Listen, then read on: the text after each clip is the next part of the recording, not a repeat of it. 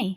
In this tutorial, I'm going to show you how to paint a terrazzo design onto a buttercream cake, topping it with a matching donut. You can create this design on a round cake or a square cake. It just needs to have a final coat of frosting that has set, and I'm going to leave this one in the fridge for about an hour so the frosting is very firm. I have a very detailed tutorial on how to build and frost a square cake, and I've put the link for that tutorial in the top of the screen and in the video description. While your cake is chilling in the fridge to set the frosting, prepare your palette. I'm using edible paints, and these are made by a company called Sweet Sticks. You have to shake the bottle quite aggressively before you squeeze the paint out, since the paint tends to separate in the bottle. And you only need a few drops for this because the colours are very opaque. It's helpful to have a variety of sizes of paintbrush for this, but I'm going to use just one very thin brush to show you how you can vary the size of the elements in your design with minimal tools. This is a brush by Sweet Stamp, and the size is 0/3, and it's a very, very fine brush. I'm dipping it in the paint to get a generous amount on the tip of the brush, and then pressing it gently against the side of the cake. And the harder I press against the cake, the bigger the dot. And the more paint on the brush, the more transfers onto the cake, so that makes the dot bigger as well. As I continue painting, even if I use the same amount of pressure, the dots will get smaller because there's less and less paint on the brush. I want the dots to be all different sizes, so I'm intentionally varying the pressure as I go. If you're enjoying this tutorial, please click the thumbs up button to like it, and subscribe to my channel for a new cake decorating tutorial every week. It's mindlessly therapeutic piping these tiny dots, but I'm an impatient person, so I'm getting bored and switching to another edible paint colour, this blue, which I'm using to paint random shapes onto the cake. The paints are thick enough that you don't need to paint several layers to build up the coverage, but I do find that painting lots of tiny dots to outline and fill the shapes is more effective than painting with long brush strokes, because the paint pools as I create these little dots next to each other, and this way the paint is more thick and bold. I'm painting triangles and rectangular shapes all over the cake, varying the size and the direction they're pointing to keep the pattern completely random. It's actually best to do these random shapes before doing the dots, since the dots are going to cover the entire rest of the cake, and if you did the dots first, you'd have to make sure you left space for these shapes. This is the same paintbrush I used for the tiny yellow dots, but by using a different technique, I'm creating larger shapes with it instead.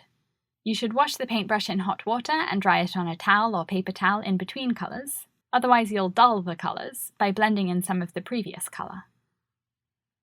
My next colour is a metallic candy floss pink, and I'm using the same dabbing motion to fill the shapes with little dots of paint. But the metallic colours aren't as bold as the other ones, so I'll decide later if I want to paint a second layer onto these shapes. Switching back to yellow to pipe some more dots, and you can keep painting until the frosting softens, which will happen if you're in a warm room and the frosting starts to warm up. If that happens, just put the cake back in the fridge for 15 to 30 minutes to set the frosting again before you continue painting. The paint takes a while to dry, maybe 30 minutes at room temperature, and once it's dry you can paint another layer of colour over the top if you want a bolder colour, and that's what I'm going to do for the metallic pink shapes now. When I've finished painting all of the blue and pink shapes, I'm filling in the rest of the cake with the little yellow dots in varying sizes to complete the design. This is time-consuming, and the only other way I thought of doing it was to splatter the paint onto the cake by flicking the paintbrush a few inches away from the cake to spray the cake with dots. But I wanted to have more control over the design, and I didn't want the yellow dots to be on top of the pink and blue shapes, so I'm painting them on one by one instead. Like I mentioned earlier, the more paint is on your brush, the larger the dots will be, even with a minimal amount of pressure. So it's a good idea after dipping your paintbrush into the paint to paint dots all over the surface of the cake, not just in one small area at a time, so that you don't end up with groupings of the same size of dots. So when you've just dipped your brush into the paint, and the dots you're creating are quite big, those big dots are spread out all over the cake, and then as you continue and there's less and less paint on the brush, so the dots get smaller and smaller, those smaller sized dots are also spread out in different places on the cake. To make the donut topper, I'm piping my perfect chocolate cake batter into a silicone donut mold. I have a full tutorial for these baked donuts, and I've put the link in the top of the screen and in the video description. Bake the donuts and let them cool on a wire rack, and if you like, you can freeze these in a Ziploc bag for a month. I've made a white chocolate ganache with 3 parts of white chocolate to 1 part of heavy whipping cream, called double cream in the UK, and I'm adding just a drop of pink gel colour to make this pretty bright pink ganache. Dip a donut into the ganache, twisting to coat it and lift it up, flip it over, and place it on the wire rack to let the ganache settle.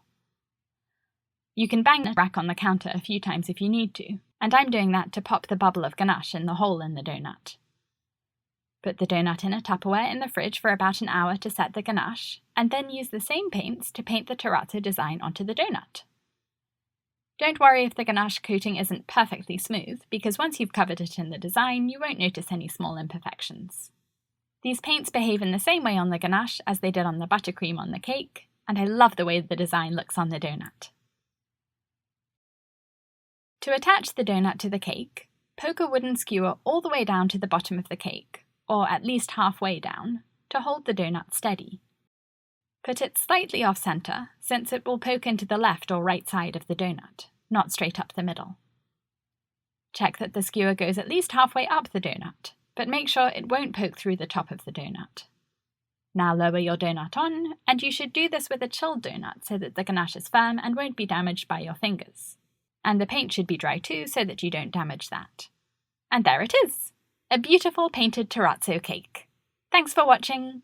Please click the thumbs up button and subscribe to my channel for a new cake decorating tutorial every week.